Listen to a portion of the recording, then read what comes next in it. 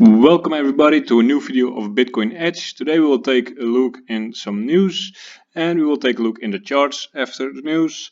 We will start today with a nice research from Bitstamp and Messari.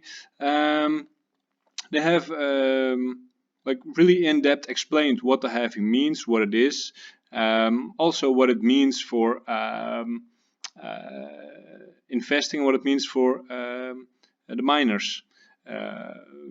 Like what the halving essentially is like there will be mined less Bitcoin, like there will be half, like the miner rewards will be cut in half, which means the miners will be paid less, and there is less money needed every day to keep the price at the same level.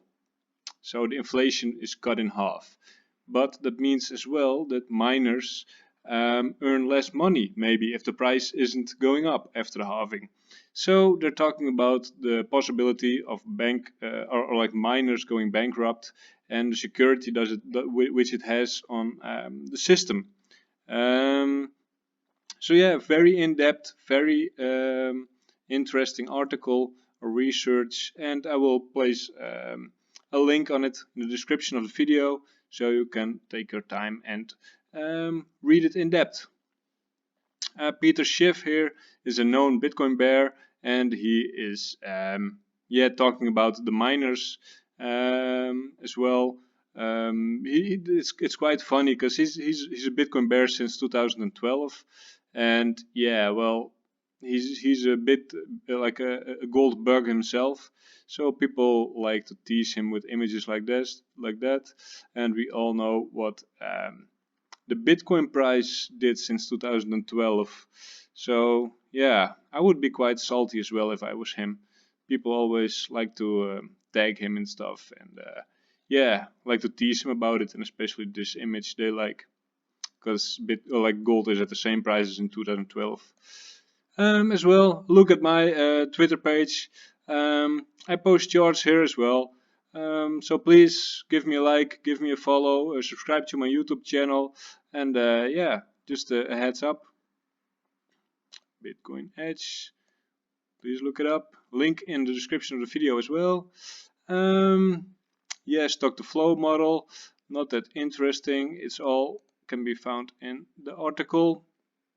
So yeah, Dutch central bank gives crypto firms an ultimatum to register to handle fiat, to convert fiat into crypto, and they have to register by the 18th of May, and this is being made public on the May of 4th.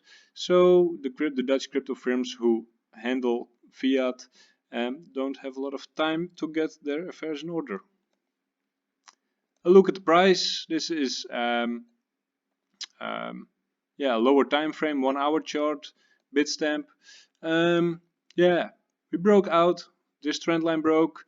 We are on this horizontal support right now on a lower time frame, and I hope we can stay between these two lines, move up to this one, and go up from there. Resistance, the new resistance would be, you can see how nice this price level is. We can climb it up. Great, like break this one, very important level, break this one as you can see, and over then this one, and yeah, we want to break this one, 10.5k. That's the next big resistance in my opinion, and as well what we are working with on the daily. I will remove the lines, remove drawings, and it's all about that line right now in my opinion, this line and this horizontal line. These are the two lines to watch, 10.5k, and yeah, you can do a bit of chart fitting over here, depends on what chart you're drawing on, but you can draw it a bit like this. Like if you do it on a weekly, for example, it fits a bit better, but anyway, this is the price to break. First this one, then this one, then it's 14k, 20k. That's where we are right now. We'll draw some other lines. I'm kind of drawing them in every video just to give people a nice overview and to keep things clear in my own head as well. Sorry, it doesn't work. course, lines are always a bit subjective, just so you guys know that. Everybody sees something else, and multiple lines can be like valuable or like yeah, allowed, kind of, you know, like everything works. It's not like really there's a right and a wrong way.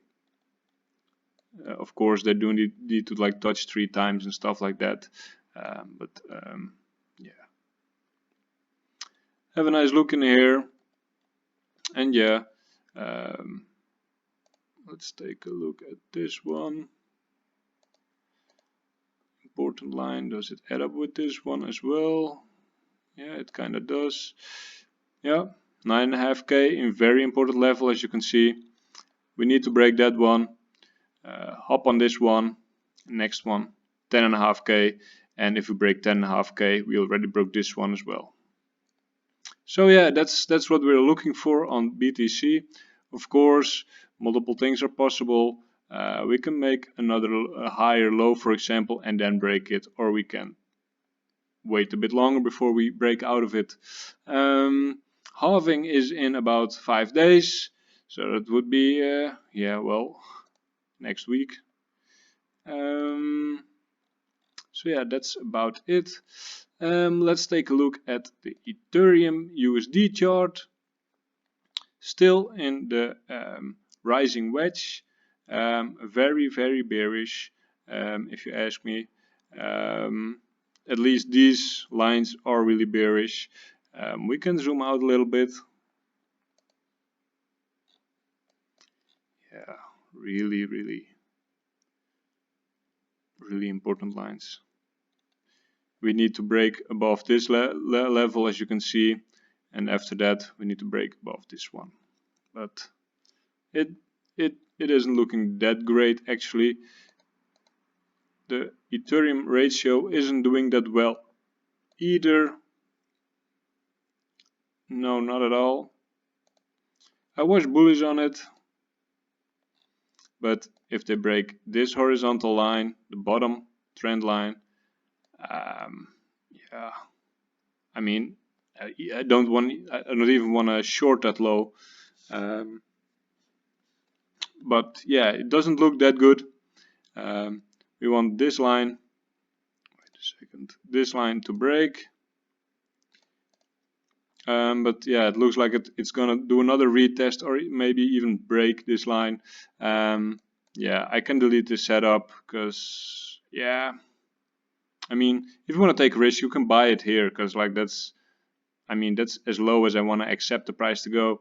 But yeah, I expected a little bit of more power in it, to be honest. This line needs to hold, and especially this line, but it's already out from me. If that happens, yeah, let me know what you want to see in my videos. Please subscribe, give me a like. Lately, YouTube has been shadow banning crypto videos, which is kind of a bad thing, because a lot of people are googling the halving right now, want to know more about the halving. Of course, some people are yeah, how do I say it, clickbaiting too much, being a bit too positive about everything, not realistic. So people, yeah, some people give financial advice. That's not what we do here. We want to talk about the technical analysis, the price, the news, and everything. But lately, yeah, YouTube is shadow banning it, and yeah, it is quite a bad thing, because YouTube is the second biggest search engine in the world, after Google itself, and of course YouTube is owned by Google. But yeah, it is a big thing. People get a lot of valuable information from YouTube. So please like, subscribe. Let me know what you think of the video, what I can improve on, and see you guys tomorrow.